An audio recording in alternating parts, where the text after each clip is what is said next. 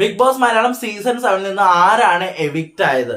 അതുപോലെ തന്നെ ഒരു റീ എൻട്രി ഉണ്ടോ? ഒരു പ്രൊമോ വന്നിട്ടുണ്ട്, ഒരു റീ എൻട്രി ഉണ്ട്, ഒരു ഗസ്റ്റ് ഉണ്ട് എന്ന് പറഞ്ഞിട്ട് ഒരു പ്രൊമോ വന്നിട്ടുണ്ട്.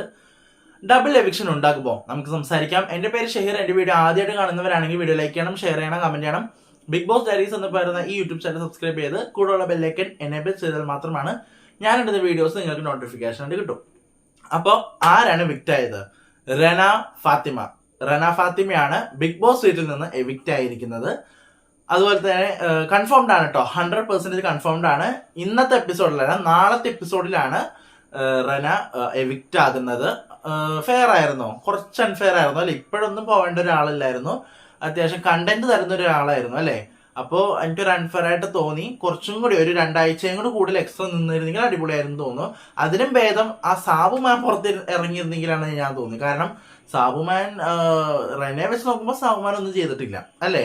പിന്നെ ഒരു സിമ്പതി വോട്ടാണ് കിട്ടിയേക്കണെന്ന് തോന്നി. ഈ ഒരു ഹോട്ടൽ ടാസ്കിന്റെ ബേസിൽ സിമ്പതി വോട്ടുകൾ കിട്ടിയിട്ടുണ്ടെന്നല്ല, അതെനിക്ക് വേറെ കിട്ടിയിട്ടുണ്ടെന്ന് എനിക്ക് തോന്നുന്നില്ല. അങ്ങനെ റെന ഫാത്തിമ എവിക്റ്റ് ആയിരിക്കാണ്. ഡബിൾ എവിക്ഷൻ ഉണ്ടാകുമോ?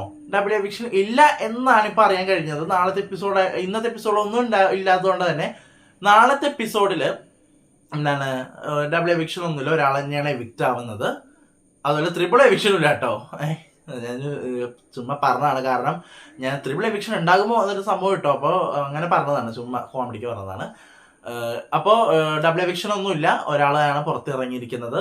പിന്നെ ഒരു ഗസ്റ്റ് തിരിച്ചു വരുന്നു, അല്ല ഒരു ഗസ്റ്റ് വരുന്നു എന്ന് പറഞ്ഞിട്ട് ഒരു റീ എൻട്രി ആണോ കാണിച്ചത്? ഒരു പ്രൊമോ ഒന്നില്ല ലാലേട്ടൻ്റെ, അത് വേറെ ആരുമല്ല, അനുമോളുടെ പ്ലാച്ചിയാണ്. ആ പാവയാണ് റീ എൻട്രി ആയിട്ട് വരുന്നത്.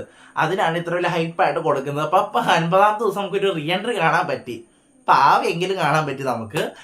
അപ്പോൾ എങ്ങനെ നമുക്ക് നോക്കാം അല്ലേ? ഇന്നത്തെ എപ്പിസോഡ് വലിയ കണ്ടന്റ് ഒന്നും ഇല്ലാന്നാണ് എനിക്ക് തോന്നുന്നത്. കാരണം ഇന്ന് ഡബിൾ എവിക്ഷൻ ആണെങ്കിൽ ഇന്ന് ഒരാളെ പുറത്താക്കാം, നാളെ പുറത്താക്കാമായിരുന്നു. പക്ഷെ അങ്ങനെയൊന്നുമില്ല, റെന പുറത്താക്കി. പക്ഷെ റെന എവിക്റ്റ് ആയി. ഡബിൾ എവിക്ഷൻ അല്ല, അതുപോലെ തന്നെ റീ എൻട്രി വേറെ ആരുമല്ല, പ്ലാച്ചിയാണ്. അപ്പൊ ഇത്രയേ ഉള്ളൂ. കഴിഞ്ഞു. അടുത്ത വീഡിയോ വിശേഷക്കാർ ഞാൻ ഉടനെ വരുന്നതാണ്. അപ്പൊ അതുവരെയും ബൈ.